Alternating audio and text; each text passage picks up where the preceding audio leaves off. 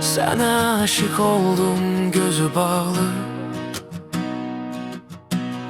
sevdim seni, yitirdim aklımı. Yaşadım seninle çok maraklı, okudum sevdim ben bu nağılı. Değmesin gözlerine bir xətər, senden uzak olsun keder gəm.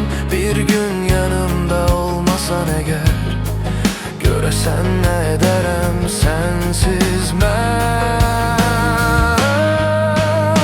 Ben seninle kalktım bulutlara, elə sandım bir de qayıtmaram.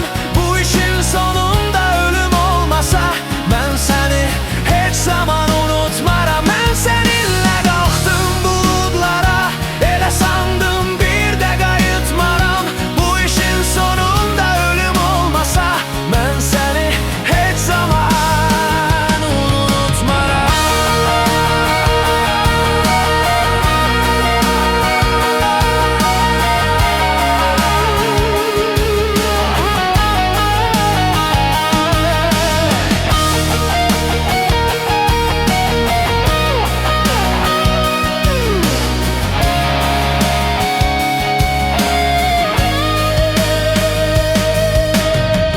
Sana aşık oldum gözü bağlı,